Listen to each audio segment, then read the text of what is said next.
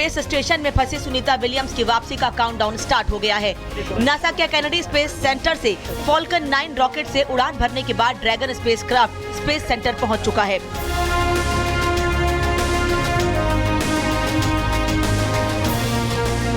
Dragon spacecraft के space centre पहुंचने के बाद जो तस्वीर सामने आई, उसमें सुनीता विलियम्स के चेहरे पर क्रू से मिलने की खुशी साफ दिखाई दे रही है।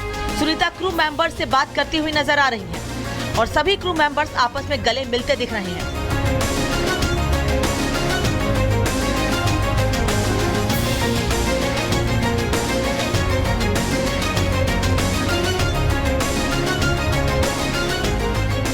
अब यहाँ क्रू 9 और क्रू 10 के बीच हैंडओवर प्रक्रिया होगी। ये प्रक्रिया 19 मार्च तक खत्म हो सकती है, जिसके बाद चारों अंतरिक्ष यात्री इंटरनेशनल स्पेस सेंटर से रवाना होंगे। ड्रैगन स्पेसक्राफ्ट की लैंडिंग अटलांटिक महासागर में होगी। नासा और स्पेसएक्स अनडॉकिंग से लेकर स्प्लैश डाउन की प्रक्रिया की निगरानी करेंगे। यहाँ अब लग रहा है कि सुनीता विलियम्स और उनके फेलो एस्ट्रोनॉट बुच विल्मोर वापस धरती पर आ जाएंगे सेफली इंटरनेशनल स्पेस स्टेशन से, और ये होने वाला है लगभग 19 तारीख के आसपास। हम सबको पता है कि सुनीता विलियम्स महीनों से अंतरिक्ष में फंस गई थी। वो बोइंग के एक स्टारलाइनर जो अंतरिक्ष यान है उस पर गई और वहीं पे फंस गई क्योंकि उनका जो यान था वो क्षतिग्रस्त हो गया और वो इंटरनेशनल स्पेस स्टेशन पे फंस गई महीनों के लिए। उनके रेस्क्यू के लिए जिस व्यक्ति ने दारोमदार जिस पर था वो थे इलॉन मस्क और ट्रम्प की जोड़ी ने इसको कर दिखाने के बिल्कुल करीब पहुंच चुके हैं। और इलॉन मस्क ने इस पर जो काम था वो सितंबर पिछले साल में ही शुरू कर दिया था। अंतरिक्ष यात्री सुनीता विलियम्स और बुच विल्मोर पिछले 9 महीनों से अंतरिक्ष में इंटरनेशनल स्पेस सेंटर में फंसे हुए हैं। बोइंग के स्टारलाइनर स्पेसक्राफ्ट में केवल 8 दिनों के लिए अंतर्राष्ट्रीय अंतरिक्ष स्टेशन गए थे, लेकिन स्टारलाइनर में आई तकनीकी खराबी के कारण वो लौट नहीं सके। डोनाल्ड ट्रंप के आदेश के बाद मस्क ने सुनीता की सुरक्षित वापसी की कमान खुद अपने हाथों में ली। मस्क के सबसे सुरक्षित अंतरिक्ष यान से सुनीता धरती पर लौटेगी, जिस पर पूरी दुनिया की नजरें टिकी हुई हैं। Bureau report, Republic Bharat. और चलिए अब बात करते हैं उत्तराखंड की, जहां चार धाम यात्रा में गैर हिंदुओं की एंट्री को लेकर के एक बार फिर से सियासी संग्राम जो है वो छिड़ गया है। और यहां पर बीजेपी विधायक ने खास तौर पर इसको लेकर के चिट्ठी लिखी है और ये मांग की है कि गैर हिंदुओं की प्रवेश पर बैन होना चाहिए। पूरा मामला क्या है, रिपोर्ट के जरिए दिखाते हैं।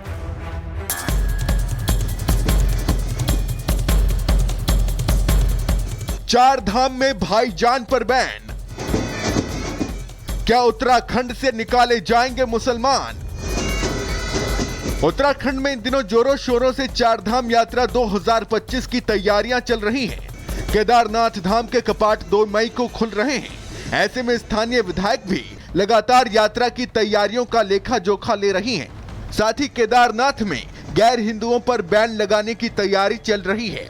ये हम नहीं बल्कि इसकी जानकारी खुद स्थानीय विधायक आशा नोटियाल ने दी है। कुछ गैर हिंदू लोग इस तरह की हरकतें कर रहे हैं, वहाँ पर मीट मांस शराब वगैरह ले जाने का जो काम कर रहे हैं वो धाम को बदनाम करने का काम हो रहा है।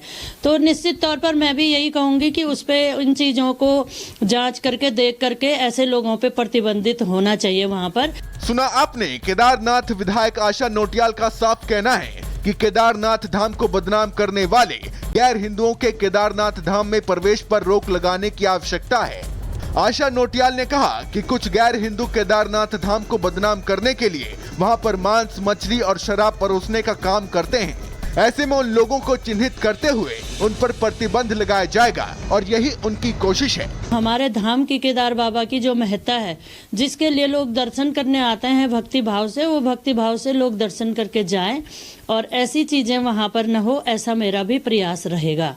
आपको बता दें कि मुख्यमंत्री पुष्कर सिंह धामी ने चार धाम यात्रा की सभी आवश्यक व्यवस्थाएं यात्रा आरंभ होने से पूर्व पूर्ण करने के लिए अधिकारियों को कड़े निर्देश दे दिए हैं। इसके साथ ही उन्होंने ग्रीन चार धाम यात्रा अभियान की शुरुआत करने, हेली टिकटों की कालाबाजारी पर रोक लगाने के लिए एक ठोस कार्य योजना तैयार करने और यात्रा मार्ग पर सड़क, पेयजल, विद्युत और स्वास्थ्य सेवाओं की उचित व्यवस्था सुनिश्चित करने के लिए भी अधिकारियों को निर्देश दिए हैं। क्या सच में केदारनाथ धाम की छवि को धूमिल करने की कोशिश हो रही है? अगर हाँ, तो सच में ऐसे लोगों को केदारनाथ धाम में प्रवेश पर प्रतिबंध लगाने की सख्त आवश्यकता है।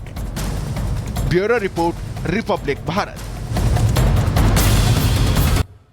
तो वहीं यूपी के सीएम योगी आदित्यनाथ का नया मॉडल उत्तर प्रदेश में अपराधियों के खिलाफ काम आता हुआ दिखाई दे रहा है। एक बार फिर से उत्तर प्रदेश में ऑपरेशन लंगड़ा यहां चलता हुआ दिखाई दे रहा है, जहां रेप के आरोपी को एनकाउंटर में गिरफ्तार किया गया है। देखिए इस रिपोर्ट के जरिए।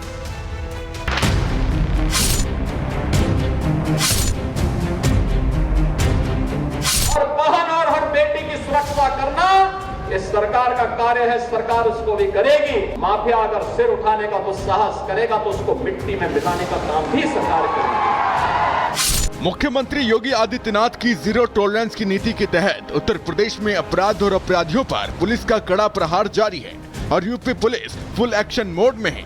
एक बार फिर पुलिस ने बदमाशों को सबक सिखाया है। तस्वीरों में दिख रहे जगहों के नाम बेशक अलग अलग हों, लेकिन अपराधियों का अपराध एक ही है और अंजाम भी लगभग एक जैसा ही है। दोनों ही अपराधियों को पुलिस ने ऑपरेशन लंगड़ा में खुद के पैर पर चलने के लायक भी नहीं छोड़ा। पहले इस बदमाश को देख लीजिए, ये है मोहम्मद सरजू, जिसने 6 साल की मासूम बच्ची के साथ हैवानियत की, उसके साथ रेप किया।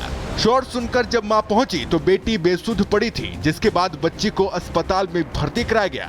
जब मामला सामने आया तब तक आरोपी फरार हो चुका था, लेकिन पुलिस ने आरोपी मोहम्मद सरजू को 24 घंटे के भीतर ही धर दबोचा।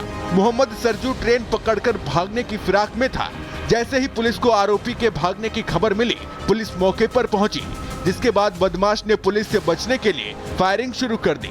जवाबी कार्रवाई में मोहम्मद सरजू घायल हो गया, जिसे इलाज के लिए अस्पताल में भर्ती कराया गया है। एक नाबालिग लड़की के साथ दुष्कर्म की घटना का जो मुख्य नामजद अभियुक्त है मोहम्मद सरजू, वो यहाँ हैनीमैन क्रॉसिंग के पास खरगापुर में किसी ट्रेन को पकड़ने की फिराक में यहाँ से निकलने के प्रयास में है। इस घटना का संज्ञान लेते हुए जो मुकदमे के अनावरण के लिए हमारी ऑलरेडी टीमें काम कर रही थी, वो मौके पे पहुंची और उन्होंने उसे रोकने का प्रयास किया।